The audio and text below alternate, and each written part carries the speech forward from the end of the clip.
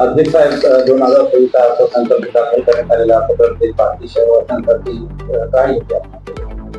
नगर परिषद पाचवी अर्थसंकल्प अंदाजपत्रक 2026-27 आज 16/3/2007 आमची मीटिंग अर्थसंकल्पाची शिवसाहेबांच्या आणि अध्यक्षाच्या मार्गदर्शनाखाली संपूर्ण मंजुरी झाली आणि 422 कोटी रुपये अर्थसंकल्प सभागृहात सादर केला।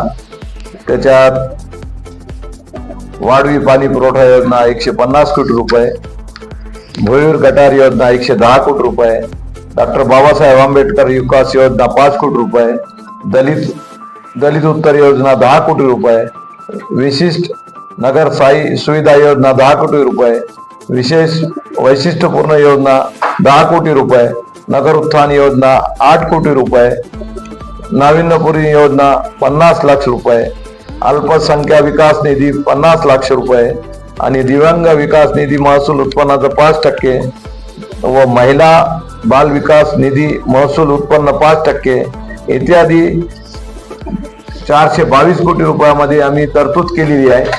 आणि बाकीचं आमचे उपाध्यक्ष आलोक चौधरी हे सदरील पूर्ण तुम्हाला माहिती देतील। आज नगर परिषद पाथरीची अर्थसंकल्पीय विशेष सभा नगराध्यक्ष आसिफ भैया खान यांच्या अध्यक्षतेखाली घेण्यात आली। तर यामध्ये आत्ताच अध्यक्ष साहेबांनी जसं सांगितलंय की पाथरीकरांना म्हणजे दिलासा देणारा हा अर्थसंकल्प। विशेष बाब म्हणजे की अर्थसंकल्पामध्ये कोणतीही करवाढ जारी केलेली नाही। तर यामध्ये महत्वाचा मुद्दा आहे ती कोणतीही प्रकारची करवाढ नाहीये, पाथरीकरांना दिलासा देणार आहे। पाथरीकरांचा जो आहे आर्थिक बोजा त्यांच्यावरती टाकणारा हा अर्थसंकल्प नक्कीच नाही। 422 कोटी रुपयाची तरतूद आहे। आमचे शिवसेना नेते सईद भैया खान यांच्या नेतृत्वामध्ये आम्ही काम करत असताना तर या ठिकाणी जवळजवळ 422 कोटी रुपये आता सांगितलंय त्याप्रमाणे की यामध्ये प्रामुख्याने जे आहे की आम्ही निवडणुकांमध्ये जनतेला आश्वासन दिलं होतं की आम्ही पाथरीकरांसाठी वाढीव पाणी पुरवठा योजना आणू। 150 कोटी रुपये आम्ही वाढीव पाणी पुरवठा योजनेसाठी या ठिकाणी तरतूद केलेली आहे आणि त्याचबरोबर भुयारी गटारासाठी अंडरग्राउंड ड्रेनेज यासाठी 110 कोटी रुपयाची तरतूद आहे। तर यामध्ये आम्ही अजून दिव्यांग विकास निधीसाठी 5% तरतूद आहे।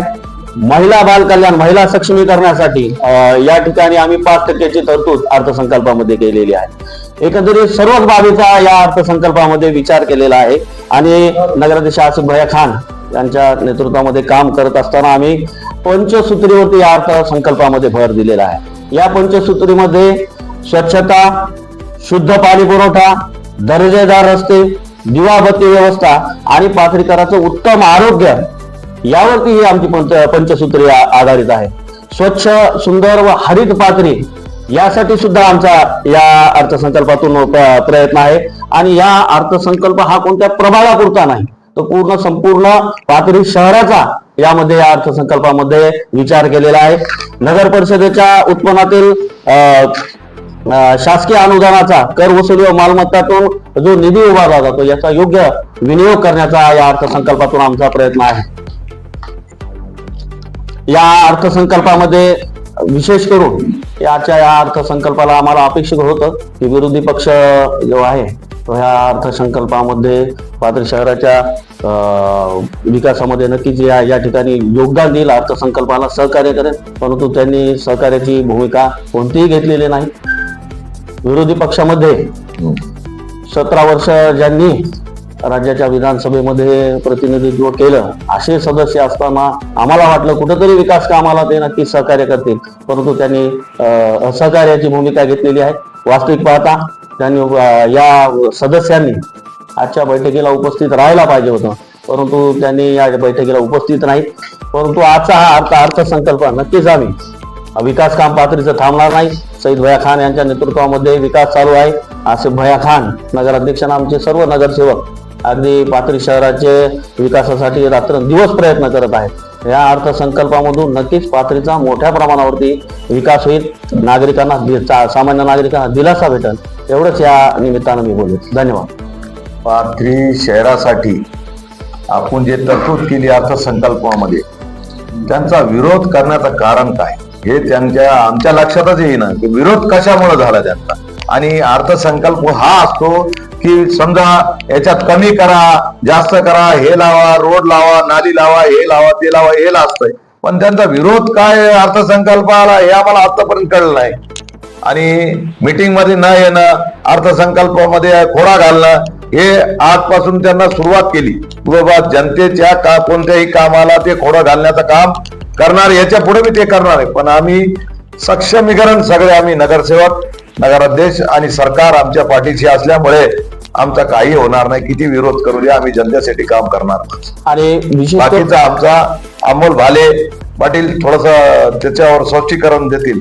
भाले पाटील सांगा थोडं. शहराचा अर्थसंकल्प सर्वप्रथम पाथरी शहरातील नागरिकांना मी एक आवाहन करतो.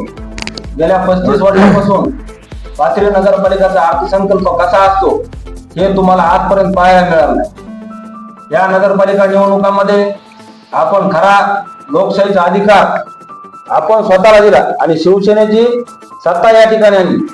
आज आपल्या पाथरी शहराचे नगराध्यक्ष आसिफ भैया खान यांच्या मार्गदर्शनानुसार पाथरी शहराचा पहिल्या वेळेस तब्बल 450 कोटीच्या आसपास शहराचा अर्थसंकल्प आज मांडण्यात आला.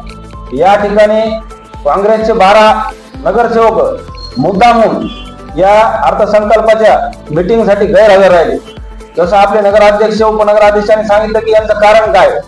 आज शहरातील नागरिकांना या आजच्या पत्रकार परिषदेच्या माध्यमातून मी एक आवाहन करतो, आपण या 12 नगरसेवकांना विचारावं की शहराचा विकास तुम्ही गेल्या 35 वर्षामध्ये तुमच्या नेत्याने आणि तुम्ही केला नाही. आज कुठंतरी विकास शहराचा होत आहे आणि शहराचा अर्थसंकल्प म्हणजे अर्थसंकल्प काय असतो. येणाऱ्या वर्षभरामध्ये आपल्याला शहरासाठी करावायची कामं त्या अर्थसंकल्पामध्ये नमूद केले. ते अध्यक्ष साहेबांनी आणि उपाध्यक्ष साहेबांनी सांगितले. पण शोकांतिका एक आहे की तुम्ही शहराच्या विकासाच्या कामामध्ये खोडा घालण्याचं काम करत आहात. मी या पत्रकार परिषदेच्या माध्यमातून एक विनंती करीन त्या 12 नगरसेवकांना की किमान शहराच्या विकासाच्या संदर्भात जे आपली जी मीटिंग आहे आणि येणाऱ्या काळामध्ये आपण सहकार्य ठेवतात, किमान आपल्या शहराचा विकास महाराष्ट्रामध्ये नंबर 1 ची आपली नगरपालिका आपल्याला स्वच्छतेच्या बाबतीत करायची. प्रत्येक क्षेत्रामध्ये आपल्याला दिव्यांग असेल, महिला असतील, युवक असतील, प्रत्येक नागरिकाच्या हाताला काम द्यायचे, शहर स्वच्छ करायचे. यासाठी आपल्या सर्वांचं सहकार्य लागेल. आज जी घटना घडली यासाठी आम्ही आमचे नगराध्यक्ष आणि मी म्हणतो शहरातील सर्वच नागरिक या घटनेचा तीव्रपणे आम्ही निश्चित व्यक्त करतो. कारण आपण विकास आराखड्यात खोडा घालू नये. आपल्याला सोबत राहून पुढे भविष्यामध्ये काम करायचे. तुम्हालाही लोकांनी निवडून दिले आणि आम्हालाही निवडून दिले. नगराध्यक्ष शिवसेना या ठिकाणी बॉडी बसलेली विकासाच्या बाबतीमध्ये तुम्ही अध्यक्ष साहेबाला त्या ठिकाणी साहेबांनी सांगितलं बाबा ह्यामध्ये तुम्ही दुरुस्ती करा की शहरामध्ये आपल्याला हे करायचे, आपल्याला ही गोष्ट नाही, ही गोष्ट केली तर आपल्या शहराचा कुठेतरी विकास होईल. हे न करता तुम्ही डायरेक्ट अर्थसंकल्पाला विरोध केला. त्या गोष्टीचा आम्हाला खेद आहे. याच्या पुढे असं होऊ नये अशी मी विनंती करतो. थांबतो. आता जसं नगरसेवक भाले पाटील सांगत होते त्याप्रमाणे किंवा आमच्या नगराध्यक्षाच्या नेतृत्वामध्ये आम्ही नगरपालिकेमध्ये आता काम करतो. आमचं विकासाला प्राधान्य. आज आमच्याकडे काँग्रेसचे नगरसेवक येतात, आम्ही त्यांच्याशी दुजाभाव करत नाही का, ते त्यांची कामं करून जातात, माझ्याकडे येतात, मी त्यांची कामं करतो. माझं हेच म्हणणं आहे की विकास कामामध्ये आडकाठी घालता कामा नये. तुम्ही या आजच्या बैठकीला तुम्ही यायलाच पाहिजे होतं. शहराचा अर्थसंकल्प होता, तुम्ही तुमचं म्हणणं सादर करायचं होतं, तुमच्या सूचना तुम्ही द्यायला पाहिजे होता, परंतु तुम्ही आला नाहीत. परंतु त्यामुळे सुद्धा पाथरीचा विकास थांबणार नाही. आमचं काम, आमचं पारदर्शक काम चालू आहे. आज मी सुद्धा माझ्या सभागृहाचा सदस्य होतो आणि त्याच्या आधी कित्येक जण या सभागृहामध्ये नगरसेवक राहिलेले आहेत, माझे नगरसेवक राहिलेले आहेत. आज कोणीतरी पाहिलं का अशी पत्रकार परिषद होती, जाहीर नगर परिषदेचा अर्थसंकल्प म्हणजे दाखवला जातोय, सांगितला जातोय, असं कधी झालं का? हा प्रथमच होत आहे. नगराध्यक्ष आसिफ भैया खान यांच्या नेतृत्वामध्ये आम्ही जनतेशी बांधिलकी, ज्या विश्वासाने जनतेने आम्हाला इथं सेवा करण्याची संधी दिली त्याला पात्र ठरण्याचा आमचा दिवसेंदिवस प्रयत्न चालू आहे. आज हा अर्थसंकल्प सांगणं हाच आहे की आम्ही काय करतोय, एका वर्षात पुढच्या वर्षाची प्लॅनिंग काय हे आम्ही जनतेला सांगतो. त्यामुळे निश्चितपणे आमचं काम जे आहे हे विकासाला धरून आहे. असं भयाच्या नेतृत्वामध्ये आम्ही त्या चांगल्या पद्धतीने काम करू आणि या शहरासाठी जे 422 कोटी रुपये आम्ही या अर्थसंकल्प ही तरतूद केली आहे ती नक्कीच पूर्ण करण्याचा आमचा प्रयत्न राहील.